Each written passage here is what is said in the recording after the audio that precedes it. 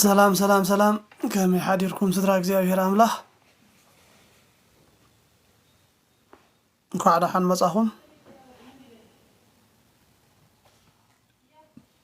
شير كوبلينكي تاب قبلنا كم قالنا مسرت أرثوذكساوي تواهدو ቤተ ክርስቲያን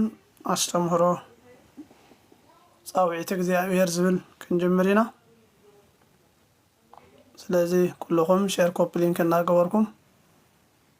ናብ ኩሉ ክበጽሕ ግበሩ ትንማረ ትምህርት ቤተ ክርስቲያን እዩ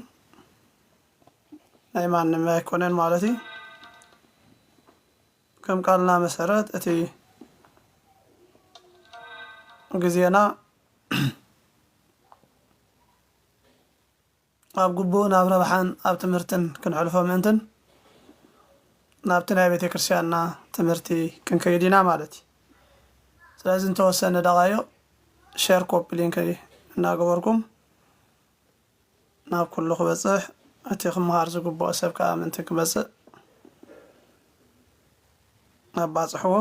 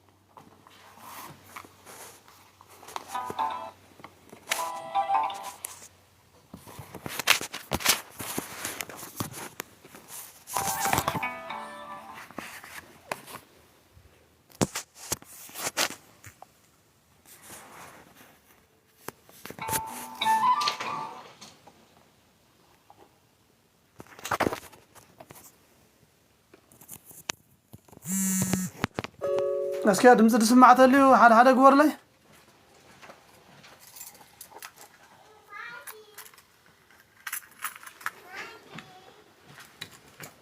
حدا قبر لي دمز تسمع عند حرالي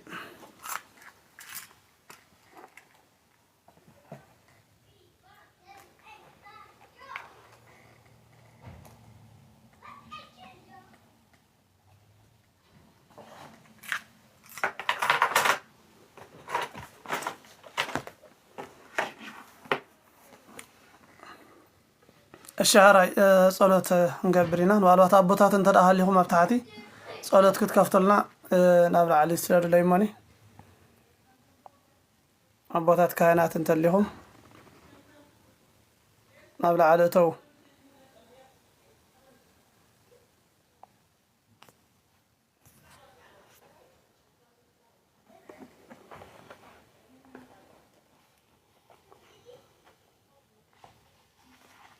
صلوت غيرنا مدبنا نجمر منتن أبيك شفريم تحت ريكم الله سديد لكم الله تومني صلوت غيركم كتكفتلنا ودحرينا بتي مدبنا نحل فينا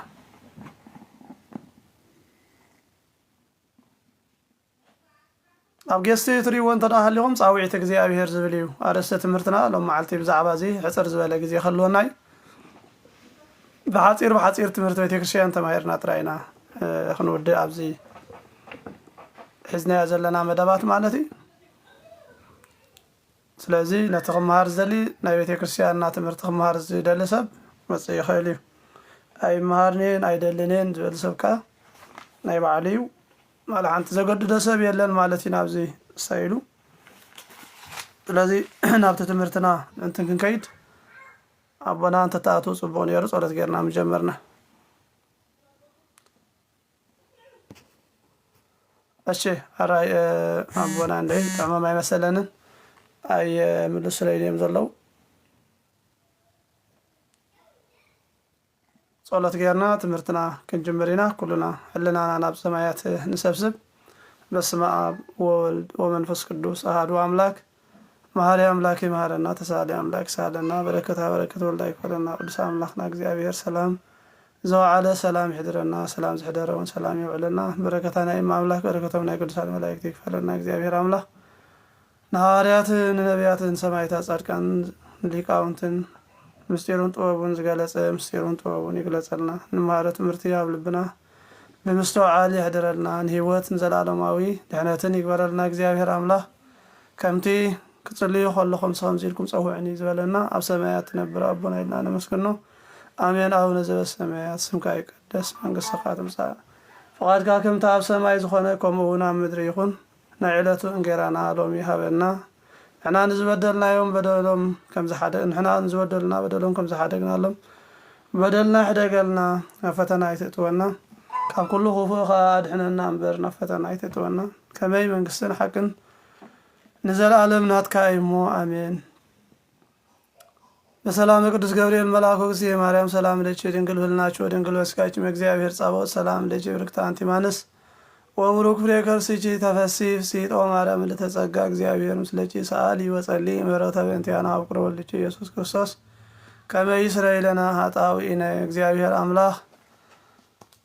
ጸለና የጸሎት ኃጢአትና መደምሰሲ ገናት መንግስት አምላክ መውረሲ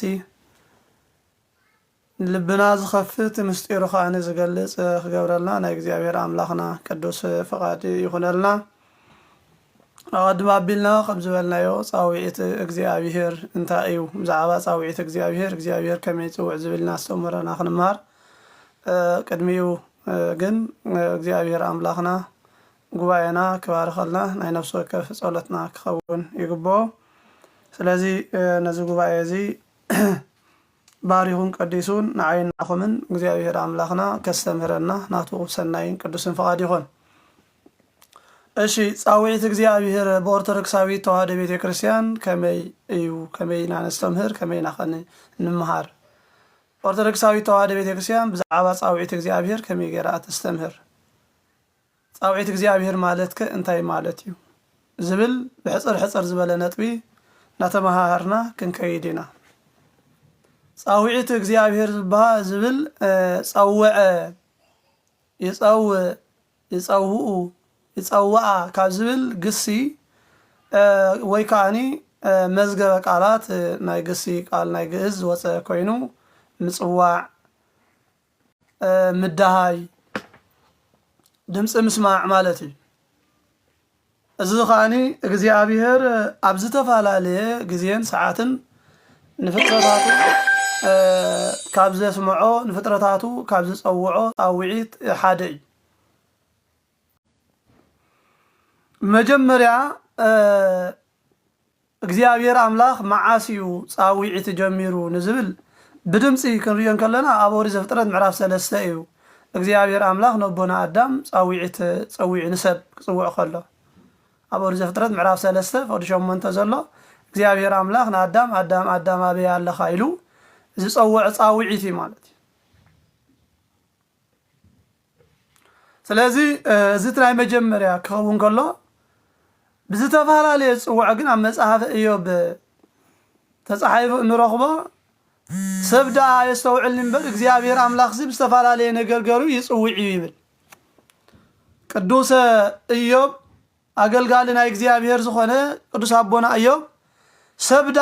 አየስተውዕል እምበር እግዚአብሔር ሲ ብዝተፈላለየ ነገር ገሩ ይጽውዕ ይብል ካብቶም ዘየስተውዕሉ ከይንኸውን ዘስተውዕል ልቦና ክህልወና ይግባእ ስለዚ እግዚአብሔር አምላክ ኣብ ዝተፋላለየ ዘመን ካብታ ናይ መጀመርያ ዕለት ፍጥረታት ዝፈጠረላ መዓልቲ ጀሚሩ ጻውዒት ጸዊዒ እዩ إذا غاب استفعل عليه نجر غير صاوعي تاع عالم الملائكة زبل مجمر يخن رئينا እግዚአብሔር አምላክ ሸውዓተ ሰማያት ፈጢሩ በዕለተ ሰንበት ሰማይን ምድርን ፈጠረ እግዚአብሔር አምላክ ድማ መጀመሪያ ሰማይን ምድርን ፈጠረ ይብል ነብይ እግዚአብሔር ሙሴ ኣብ ኦሪት ዘፍጥረት ምዕራፍ 1 ፍቅድ 1 ዘሎ ወገብረ እግዚአብሔር ሰማይ ወምድረ ይብል እግዚአብሔር መጀመሪያ ሰማይን ምድርን ፈጠረ ኢሉ አቀሚጥዎ ንረክብ ስለዚህ ካብቶም ናይ ሰማያት ኣብ ሰማያት ዘለው ፍጥረታት በዕለተ ሰንበት ካብ ዝተፈጥሩ ቅዱሳነ መላእክቲ ኣብ ዓለም መላእክቲ ኣብ ሰለስተ ዓለም መላእክቲ ኣብ ዝነበሩሉ ካብቶም ፍጥራን ዝኾኑ በዕለተ ሰንበት ዝተፈጥሩ ሓደ ስሑት ፍጥረት ተረኺቡ እግዚአብሔር አምላክ ብክብሪ ዝፈጠሮ ብማዕርግ ልዕል ዘበሎ ብስም ንጡቕ ዝገበሮ ኣሃዘ መንጠላዊ ዝኾነ ናብ እግዚአብሔር ቀረባ ዝኾነ ስልጡን አምላክ ዝብል ሽም ዝሓዘ ሳጥናኤል ዝተባሃለ ሊቀ መላእክት ኣብዚ ማእኸል እዚ ምዞም ቅዱሳነ መላእክት 100 ነገድ ኮይኖም ዝተፈጥሩ ተፈጢሩ ናይዚኦም ሓለቃ ከዓ ነበረ ይብለም እምበር ኣብዚ ቦታ እዚ ካበይ መፂና መን ከፈጠረና ካብዘይ ምንባር ናብ ምንባር ዘምፃና መን ኢሎም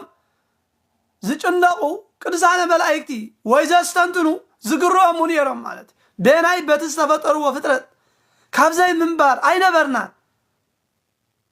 መን አምፂና ናብ ምንባር ኢሎም ከስተንትኑ እንከለው ካብ ማእኸሎም ምክንያቱ እግዚአብሔር ካብኦም ተሰዊሩ ይብል እግዚአብሔር ፈጢሩ ካብኦም ተሰወረ ይብል መጽሐፈ አክሲማሮስ እግዚአብሔር ተሰዊሩ አይኮነን እንታይ ዳ ብላዊ እግዚአብሔር ማንም ፍጥረት ክሪያ ስለዘይክል ምሶም ከሎ ክሪዎ አይክሉን እግዚአብሔር ፍጥረታቱ እንተዘይተገሊጹ እንተዘይተራእይዎም እንተደይገሊጽሎም ማንም ክሪኦ አይኽእል ስለዚህ ቅዱሳን መላእክት ክሪዎ ስለዘይካሉ መን ይኻብዘይ ምንባር ናብ ምንባር አምፂና ኢሎም ኣብዚ ምንባር ንልዕሊኡ እንተጠመተ ዝሪኦ አይረኸበን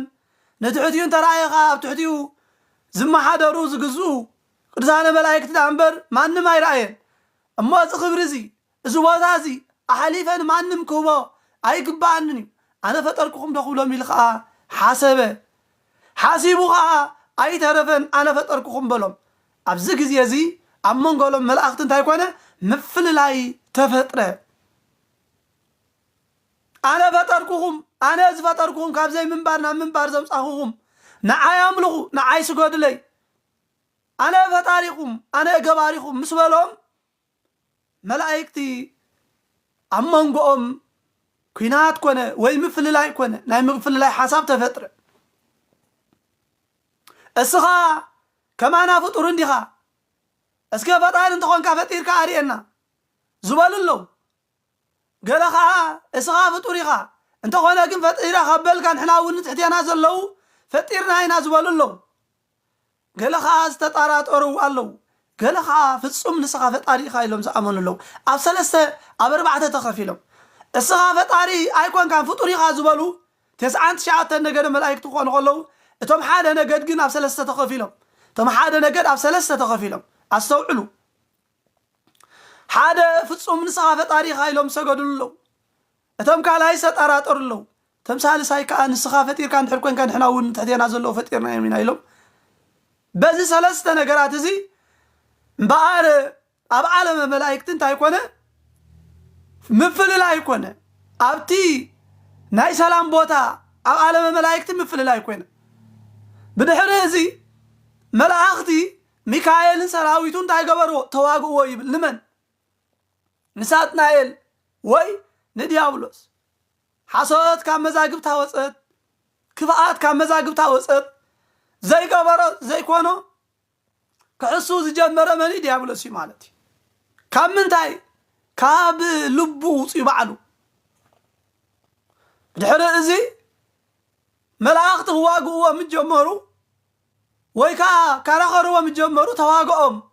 እንታይ ይገብር ከጥፎም ሓቂ ዘይብሉ ሰብ እንታይ ዝገብር ፀርፍን በትርን ይዝፈልጥ ፀርፍን ሴፍን ይዝፈልጥ ኣብ መንፈሳውነት ትክክል ዘይኮነ ሰብ ነዚ ነገራት እዚ ዝጥቀም ስለዚህ ዲያብሎስ ከዓ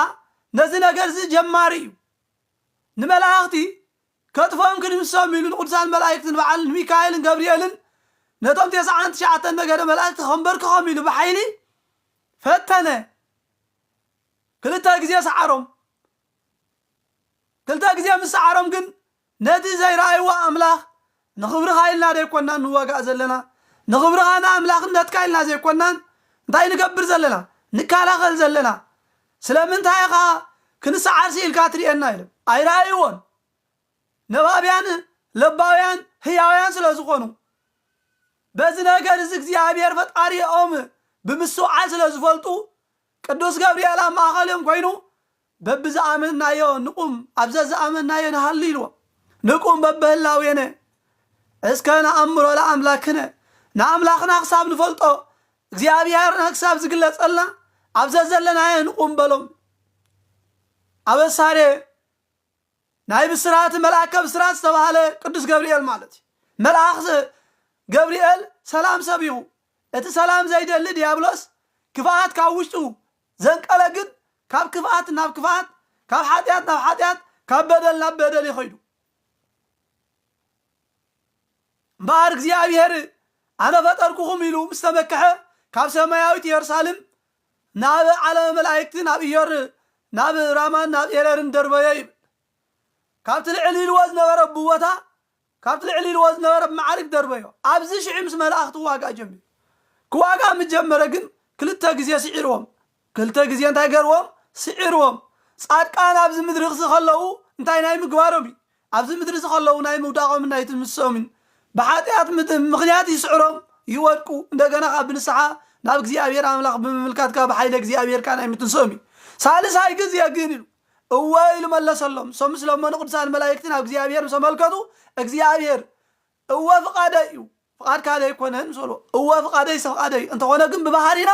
ስዒርናዮ ከይትብሉ ኢሉ መጽሓፍ አክሲማሮስ ናይ ሰንበት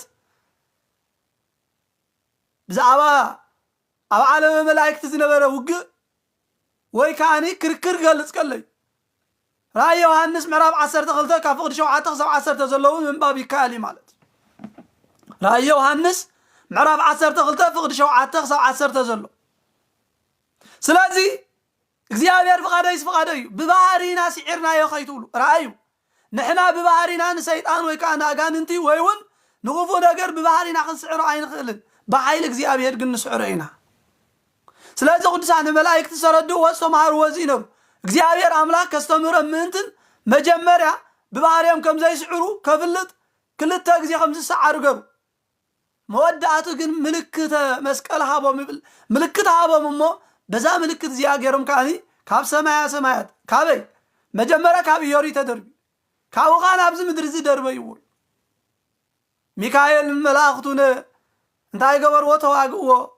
ካብ ሰማያት ከዓ ናብ ምድሪ ደርበይዎ ዝተባሃለ ነዚ ኦሪት ራእይ ዮሐንስ ምዕራፍ 12 ነዚ ቃል እዚ ይነገረና ስለዚ እግዚአብሔር መጀመርያ ግዜ ኣብዚ እንታይ ገሩ ንቅዱሳን መላእክቲ ፍቓደይ እዩ ዝብል ቃል ተዛሪብዎም ኣቐዲሙ ግን እንታይ ገሩ ነይሩ ብምንታይ ፀዊዑ ብርሃን ይኹን ኢሉ እዚ ስሑት ፍጥረት ኢሉ እዚ ስሑት ፍጥረት እዚ ንኹሎም እንታይ ገብር ከስሕተለ እዩ ስለዚ እንታይ ገብር ኢሉ ብርሃን ይኹን ኢሉ ጸልማት ነይሩ ብጸልማት ዝተፈጥሩ እዮም ነይሮም ብለይቲ ዝተፈጥሩ እዮም ነይሮም ብዕለተ ሰንበት ብለይቲ ግዜኦም ተፈጢሮም ነይሮም እዚ ስሑት ፍጥረት እምበኣር ንኹሎም እንታይ ገብር ከስሕተለ ብምባል ብርሃን ይኹን ምስ በለ ብርሃን ኮነ ቅዱሳን መላእክቲ ከዓ ኩሎም እንታይ ገበሩ ኢሉ ከም ቆጽሊ ረገፉ ከም ምንታይ ከም ቆጽሊ ረገፉ አክሲማሮስ ናይ ሰንበት መልከት መጽሐፍ አክሲማሮስ ናይ ኤጲፋኖስ ሊቅ ኤጲፋኖስ ናይ ቅዱስ ቤተ ክርስቲያንና ኣቦ ዝኾነ ጸሓፎ ናይ ስነ ፍጥረት መጽሐፍ ኣብ ናይ ዕለተ ሰንበት እዚ ቃል እዚ ኣንቢርልና ብርሃን ኮነ ቅዱሳን መላእክቲ ከዓ ከም ቆጽሊ ረገፉ ኣብዚ ከዓ እንታይ ገበሩ ኢሉ ፍግም ኢሎም ንእግዚአብሔር ሰገዱ ቅዱስ እግዚአብሔር ቅዱስ ሓያል ቅዱስ ህያው ኢሎም ከዓ ኣመስገኑ ኣብ ትንቢተ ኢሳያስ ምዕራፍ ትንቢተ ነቢይ ኢሳያስ ምዕራፍ 6 ፍቕዲ 3 እንረኽቦ እነሆ እግዚአብሔር ጎይታ ሰራዊት ኣብ ዝፋኑ ተቐሚጡ ከሎ ረኣኽዎ ቅዱሳን መላእክቲ ከዓ ብሽዱሽተ ኣኽናፍ ዘለዎም ከምዝናበሉ ሽዱሽተ ኣኽናፍ ዘለዎም ከምዝናበሉ ከመስግኑ ረኣኽዎም ቅዱስ እግዚአብሔር ቅዱስ ሓያል ቅዱስ ህያው እናበሉ ከመስግኑ ረአኽዎም ይብል እዞም ቅዱሳን እዚኣቶም ከምዚ ኢሎም ከመስግኑ ከለው ዲያብሎስን መሰልቱን ግን እንታይ አይገበሩን አያመስጉን ሳጥናኤልን ንዑ ዝሰገዱሉን ዝተጣራጠሩን እንደገና እቶም ንዑ ከምኡ ፈጢርና ኢና ዝበሉ ግን አይሰገዱን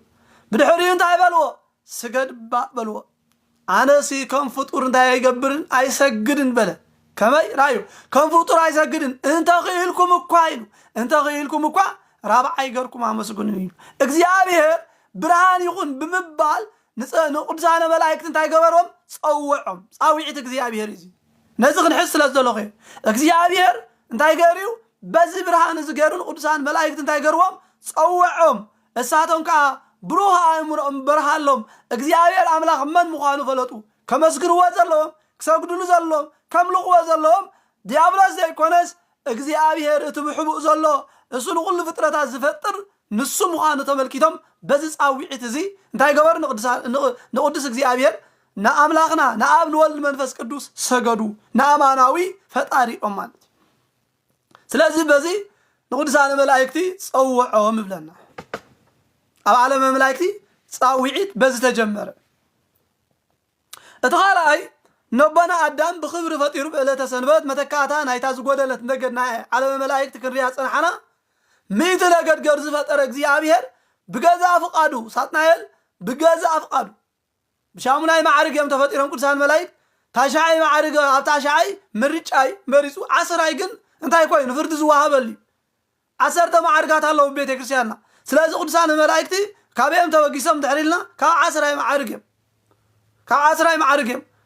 كاب شامناي معارج بايريتا كاب شامناي معارج تاشعي معارج مريج أمي عصر أي معارج فرد أجزي أبير وسانة أجزي أبير أنا نسخاتكم إنك بعصر أي معارك تزبلت كوين أسان سلس قدس النوري اللي مالت سلازم ديابلاس سلام تتقليلو كاف سماي نام مدري تهدربي فردك زي أبير بعصر أي جزية دايقرو تقبلوا مالت نزاز ودلت نجد حدا نجد 100 نجد قرفت إلنا 9 تشعت نجد ملايكتن زي أبير كمسجونون بزي أبير كأمنون بس أويت زي أبير سميعكم الله إن كان له حدا نجد ديابلوس حزوم زتفاجن نجزيابير أيسمعون نقدسان ملايكة أيسمعون نجزيابير كأيسمعون صاوعيد نجزيابير كسمعي كالون مغرنا يقدسان ملايكة كسمعي كالون موداتهم كانت أيكوين فرد نجزيابير رخيبهم تزمرس ومرجع موت كوينو نايزل علماوي فرد رخيبهم نابقى مأسات تدربيهم مالتي نزاد ودلت زيا بوتا كمل زغل كعمل نيرو أدم نأدم كابت بشاد شاي معالتي እግዚአብሔር አምላክ በዕለተ ዓርቢ ፈጢሩ አኽቢሩ ውልድነት ሂቡ በቅዱሳነ መላእክት እና ተመስገነ ልብሰ ብርሃን አልቢሱ ናብ ገነት አቶ ኣብ ገነት ከአ ኩሉ ዘሎ እንታይ ግበር ኢሉ ብላዕ ስተ ኩሉ ተጠቀም ኣብ ልዕሊ ምድሪ ኩሉ እንታይ ግበር ንጉስ ኩሉ ኢሉ አንገሶ ካብ ማእኸል ገነት ዘላ ግን ከይትበልዕ በለይ ኣብዛ ማእኸል ገነት ዘላ ሕማቅን ጽቡቕን እተፍልጥ ግን እንታይ ከይትገብር ከይትበልዕ ካብኣ ተበልዕኻ ናይ ሞት ክትመውት ኢኻ በለይ ናይ ሞት ክትመውት ኢኻ ኢሉ ትእዛዝ ኣብ መንጎ እግዚአብሔርን ኣብ መንጎ ኣዳምን ኣቐመጠ እዚ ማለት ከዓ ኣነ ፈጣሪ ንስኻኻ ፍጡር ኢኻ ኣነ ኣዛዚ ንስኻኻ ተኣዛዚ ኢኻ ኣቐዲሙ ብደይ ትእዛዝ ዝጠፍአ ብሕገ ልቦና ብለባዊት ልቦንኡ መርሚሩ ኣምላኹ ዘይፈለጠ ዲያብሎስ ስለዝነበረ ዓለመ መላእክቲ بهجة لبنا تمارا ميرم نجزيابير 99 نجار ملايكتي كم زدحانو نسخاخاني بذات إزاز زيا بذات نجرة كازلخو إزاز زيا أنت يقبل بلبنا خا أستنتينكا إزاز نجرة كازلخو حقي حلقة بزاي حق نزتفه ديابلوس كي تقتلك بزاي حق نزس عابوني بحق لبنا نزوم لخوني نزسمعني نزتزازني قدسانا ملايكتي 99 نجار تقتلك بيوت نبر ناتي بزاي حقين تايز قبره زت أفا بحق لبنا بلبنا أستنتينو أفا ديابلس تقتل كان حكاية كاغن ناي موت كتموتي خازب التزازينو عبزك زيازي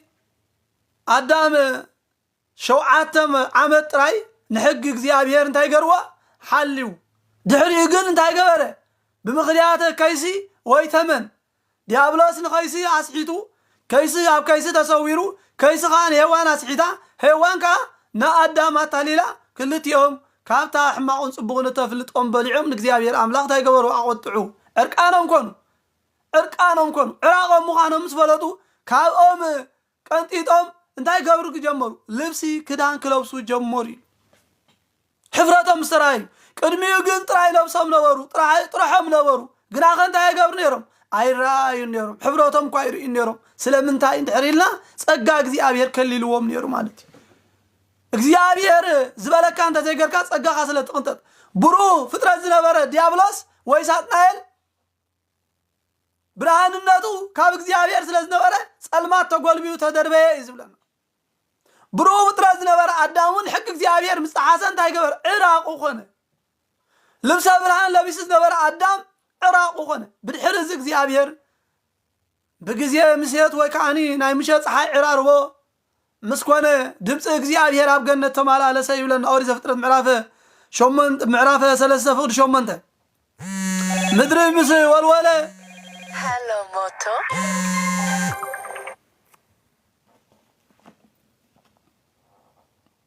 ይቅሬታ ምድሪ ምስ ወልወለ ኻስ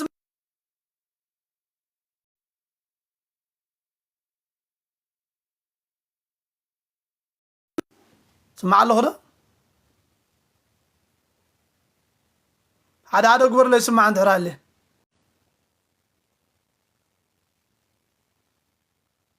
دمس سمع الله الشهراي كم زيبل مدري مس والولد ما እግዚአብሔር አምላክ ኣብ ገነት ክማላለስ ሰምዑ አዳም ሰበይቱን ካብ ገጽ እግዚአብሔር አምላክ አማ ከላይዋም ገነት ተሓቡ ይብለም ድምጽ እንታይ ሰሚዕም ድምጽ እግዚአብሔር ሰሚዕም እግዚአብሔር አምላክ ድማ ናአዳም ጸውዑ አበይ አለኻ በሎ ይብል ፍቅድ ትሻዓተ ዘሎ እግዚአብሔር አምላክ ካኒ ናአዳም እንታይ ገበረ ኢሉ ናአዳም ጸውዑ አበይ አለኻ በሎ